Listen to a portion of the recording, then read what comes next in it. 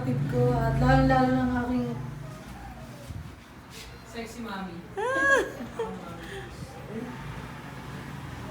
Kamay na umiyak. Speech ka muna. pastor kasi.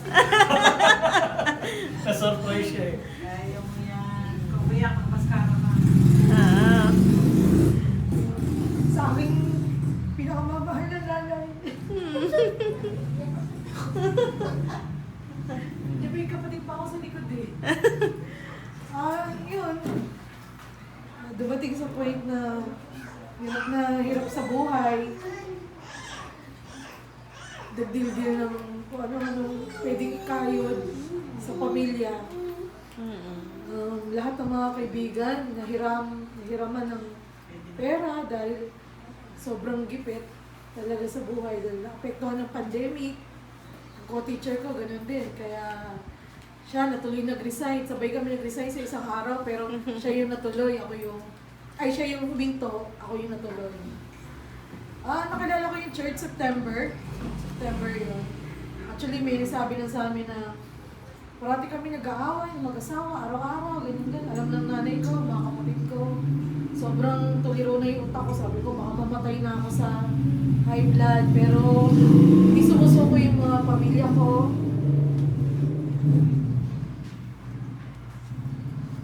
Sige na. Kaya mo yan. At 45 umiyak. Sa tulong ng mga kapatid ko sa nanay ko. Naidaos namin mag-asawa yung buhay. Kahit nang napunta na sa bingit ng kamatayan si Jose. Doon sila.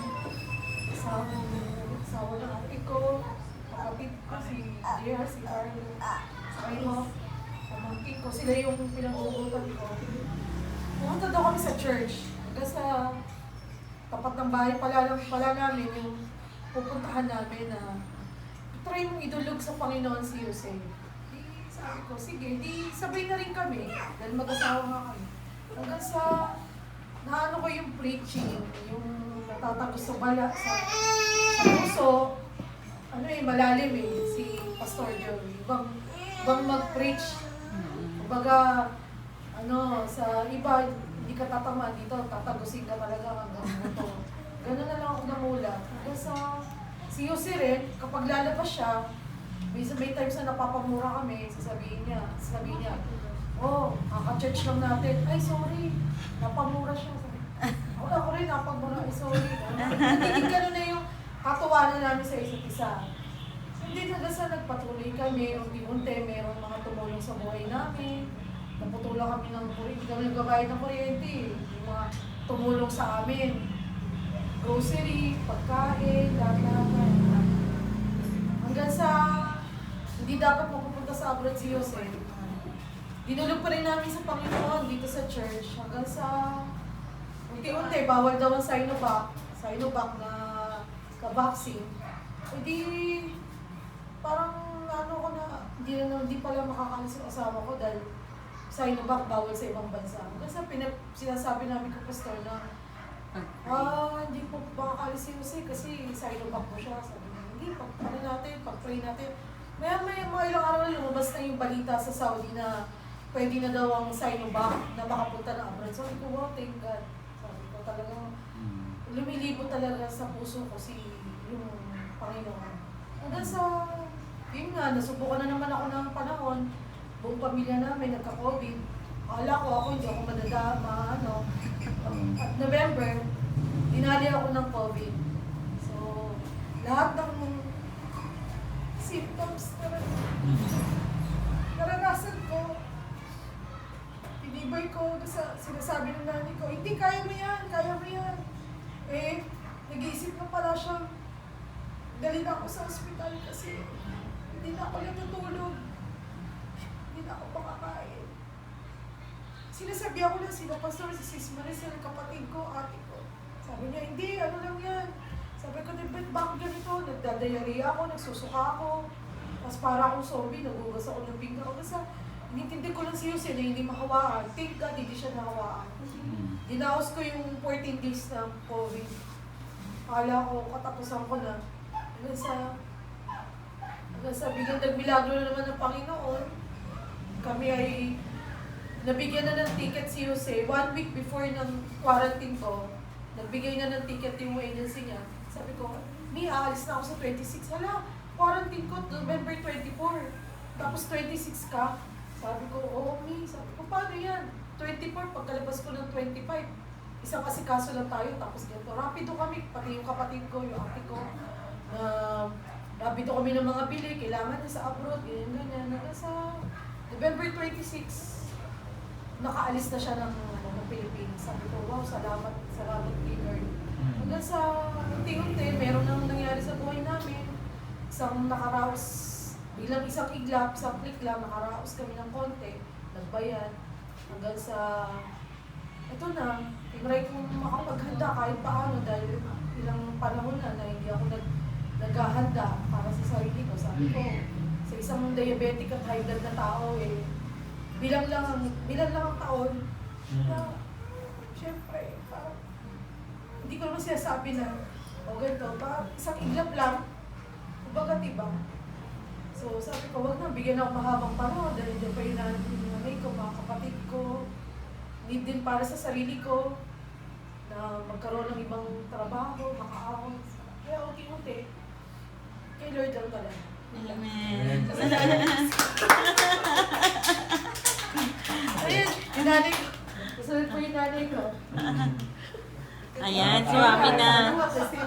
Haba. Sige po. Maliit lang. Ayan.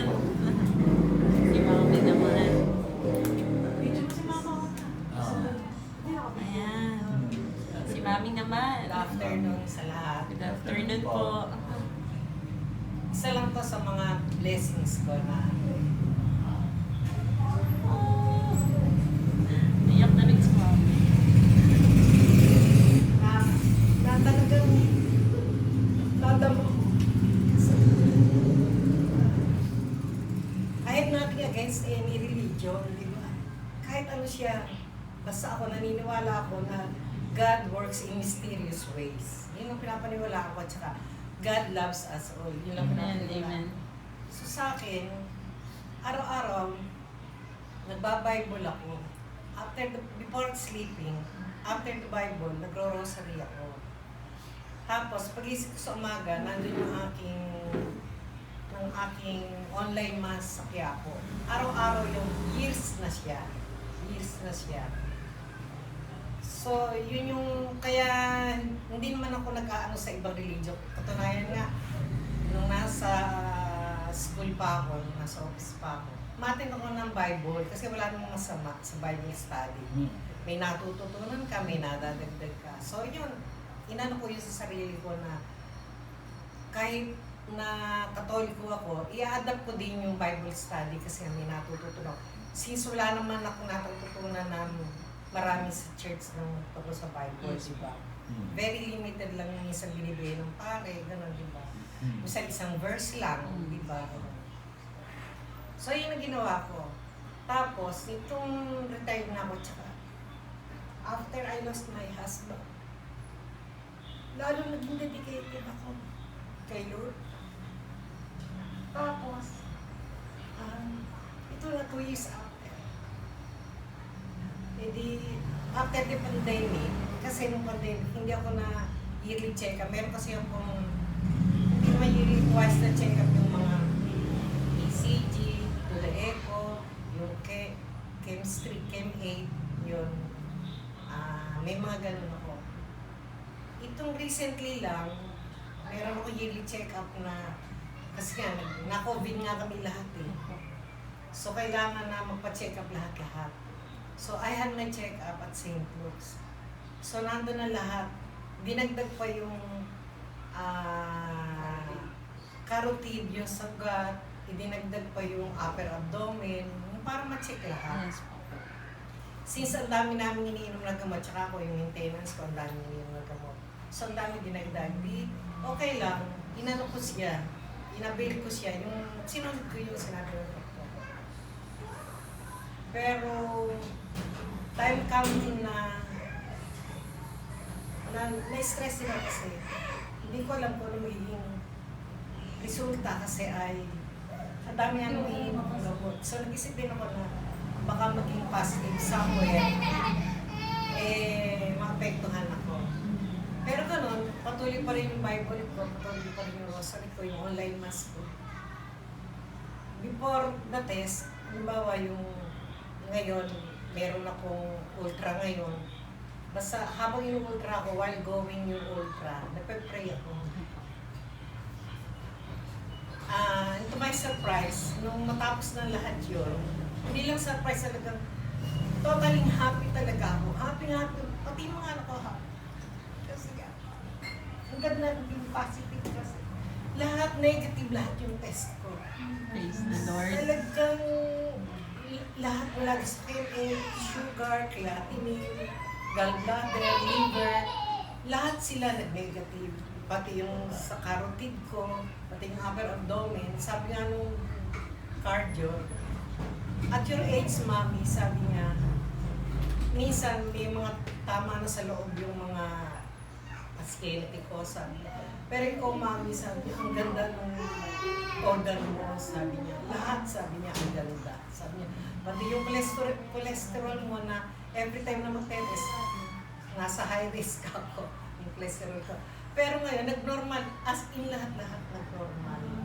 Kaya sabi nga, kaya yung naisip ko na, ite-testimony ko kasi, kumbaga, may binigay na biyaya sa akin si Lord na dadaling ko habang buhay ng matagal, diba? Yun ang protect. Wow!